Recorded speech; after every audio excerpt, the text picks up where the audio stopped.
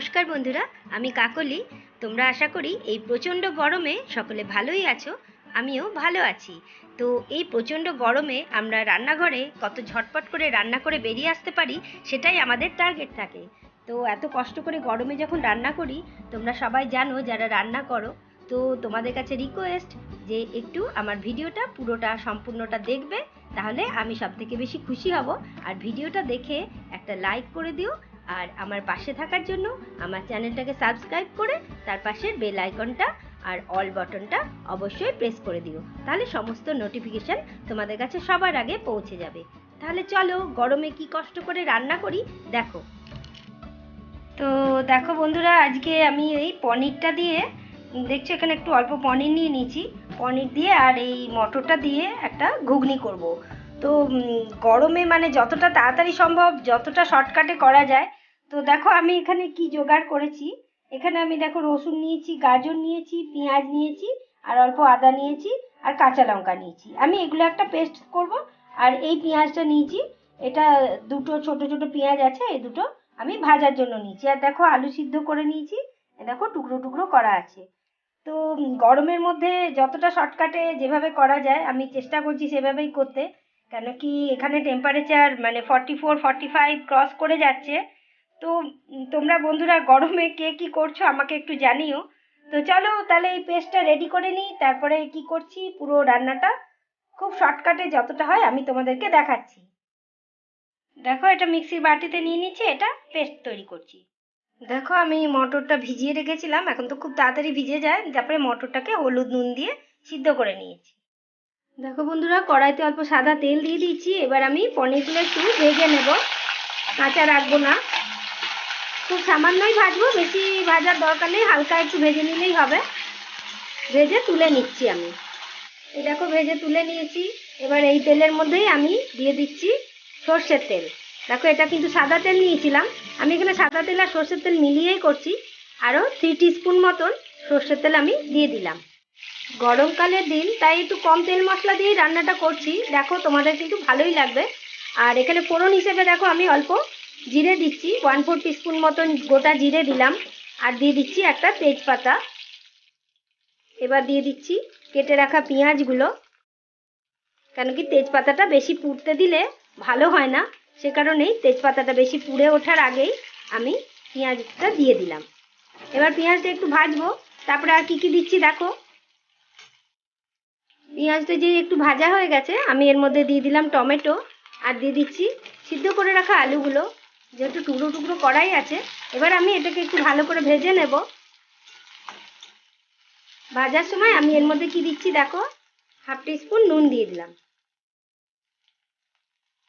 এবার আবার নাড়তে থাকবো। দেখো খানিকটা ভাজা হয়ে গেছে। এবার আমি এর মধ্যে কি দিচ্ছি দেখো, যে পেস্টটা তৈরি করেছিলাম আদা পেঁয়াজ রসুন কাঁচা লঙ্কা গাজর, সেই পেস্টটা এবার এর মধ্যে আমি দিয়ে দিলাম। এবার কি দিচ্ছি দেখো, দিয়ে দিচ্ছি 1/4 টিস্পুন মতন হলুদ। যেহেতু আমি হলুদ দিয়েই মটরটা সিদ্ধ করেছিলাম, সেই জন্য এখানে বেশি হলুদ ব্যবহার করলাম না। আর দিচ্ছি জিরে গুঁড়ো 1 টিস্পুন মতন, ধনে গুঁড়ো 1 টিস্পুন মতন, আর দিচ্ছি Kashmiri red chilli powder 1/2 teaspoon মতন। যেহেতু আমি কাঁচা লঙ্কা বেটে দিয়েছি, সেই জন্য আমি এখানে কাশ্মীরি রেড চিলি পাউডারটা ইউজ করলাম, যাতে কালারটা একটু ভালো আসে। তো এবার এই মশলাটা দিয়ে ভালো করে কষে নেব। তো তোমরা দেখো বন্ধুরা, এত গরমে আমরা এত কষ্ট করে রান্না করি, তোমরা যদি পুরো ভিডিওটা একটু দেখো তাহলে খুবই ভালো হয়। আর তোমাদের সবার কাছে রিকোয়েস্ট থাকছে যেন ভিডিওটা পুরোটা দেখো। কিছুই হয়তো সেরকম নয় ব্যাপারটা, কিন্তু তোমরা একটু পাশে থাকলে আমাদের একটু খুশি হয়, আমরা একটু খুশি হই, আনন্দ পাই। আর একটা লাইক দিয়ে দিও ভিডিওটা দেখে। আর আমার পাশে থাকার জন্য আমার চ্যানেলটাকে সাবস্ক্রাইব করে তার পাশে বেল আইকনটা অবশ্যই প্রেস করে দিও, তাহলে আরও নতুন নতুন রেসিপির ভিডিও তোমাদের কাছে সবার আগে পৌঁছে যাবে। তো আমার ভিডিওগুলো তোমার কেমন লাগছে একটু বা জানাবে আমাকে। সঙ্গে থাকো। দেখো আমি আরও কি কি করছি। এবার আমি এই রান্নাটা একটু শর্টকাটে করার চেষ্টা করছি, সেই কারণেই তোমাদেরকে এইভাবেই মশলাগুলো দেওয়া দেখালাম। তো তোমরা আমার সঙ্গে থাকো। দেখো এরপরে আমি আরও কি কি করছি। মশলাটা কষতে কষতে আমি এখানে 1 টিস্পুন নুন দিয়ে দিচ্ছি। মটরটা সিদ্ধ করার সময় আমি 1/2 টিস্পুন নুন দিয়েছিলাম, সে কারণে এখানে আমি 1 টিস্পুন ব্যবহার করলাম। আর এর আগে আলু, টমেটো, পেঁয়াজ যখন ভাজছিলাম তখন 1/2 টিস্পুন ব্যবহার করেছি। তো এবার দেখো এই মশলা থেকে কাঁচা গন্ধটা যখন চলে যাবে পেঁয়াজ রসুনে, তখন আমি এর মধ্যে কি দিচ্ছি দেখো, খুব সুন্দর কষতে কষতে কালারটা খুব সুন্দর এসছে। ঠিক এই সময় আমি সেদ্ধ করে রাখা মটরগুলো দিয়ে দেব। দিয়ে এবার আমি এটাকে নাড়তে থাকবো। এবার কিন্তু মশলাটার সঙ্গে এই মটরটাকে বেশ ভালো করে অনেকক্ষণ কষতে হবে। তো তোমরা এখানে এই ক্ষেত্রে বেশি তাড়াতাড়ি করো না, তাহলে কিন্তু রান্নাটা খুব একটা স্বাদটা আসবে না। তো কষাটা কিন্তু খুব ভালো করে করতে হয়, তারপরে দেখবে অটোমেটিক্যালি একটা খুব সুন্দর ফ্লেভার আসছে। তখন তোমরা বুঝবে কষানোটা হয়ে গেছে। তোমাদেরকে একটু দেখাই কেন আমি বললাম যে এত গরমে এত কষ্ট হচ্ছে, তার মধ্যে এইভাবে রান্না করি। সে কারণেই তোমাদের কাছে একটু রিকোয়েস্ট, তোমরা আমার সঙ্গে থাকো, পাশে থেকো। তো গরমে দেখো অবস্থা খারাপ হয়ে যাচ্ছে। কেন এত গরম লাগছে দেখো, উপরে অ্যাসবেস্টাস আছে, যার জন্য গরমটা একটু বেশি লাগে। তো দেখো আমি রান্নাটা করছি, এই দেখো কষাটা চলছে। তো আমি এভাবেই করি গরমেই। তো দেখলে নিশ্চয়ই তোমরা আমি কিভাবে রান্নাটা করছি। দেখো কষানোটা আমার হয়ে গেছে। এবার আমি দেখো মটর সিদ্ধ করে রাখা জলটা, ওটাই আমি কিছুটা এখানে ব্যবহার করলাম, আর একটু এমনি জলও ব্যবহার করব। দেখো একটু এমনি জলও আমি দিয়ে দিচ্ছি, তাহলে এটা ভালো করে সিদ্ধ হয়ে যাবে। সিদ্ধ যদিও হয়ে গেছে, এবার আমি এটা একটু অল্প নেড়ে দিলাম। এবার 5 মিনিট ফুটতে দেবো, তারপরে আমি পনিরগুলো দিয়ে দেবো। এই দেখো ভেজে রাখা পনিরগুলো দিয়ে দেবো, তারপরে তোমাদেরকে পরিবেশন করে দেখাচ্ছি। দেখো আমার এটা হয়ে গেছে। এবার এর মধ্যে আমি পনির ভাজাগুলো দিয়ে দিচ্ছি, মিশিয়ে দিলাম, বাস আমার হয়ে গেল। যতক্ষণ পারো কম থাকো রান্নাঘরে, তাড়াতাড়ি শর্টকাট রান্না করো।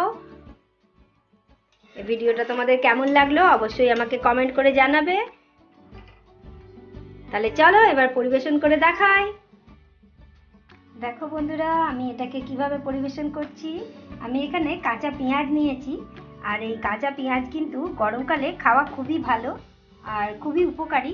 সে কারণেই আমি এখানে একটু কাঁচা পেঁয়াজ দিয়েই পরিবেশন করে দেখাচ্ছি।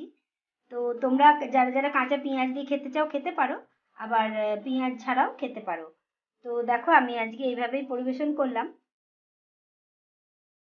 তো এই ছিল আজকে আমার রান্না মটর আলু পনিরের ঘুগনি। তো রেসিপিটা তোমাদের কেমন লেগেছে অবশ্যই আমাকে কমেন্ট করে জানিও, আর আমার পাশে থাকার জন্য আমার চ্যানেলটাকে সাবস্ক্রাইব করে তার পাশের বেল আইকনটা অবশ্যই প্রেস করে দিও, তাহলে আরও নতুন নতুন রেসিপির ভিডিও তোমাদের কাছে সবার আগে পৌঁছে যাবে।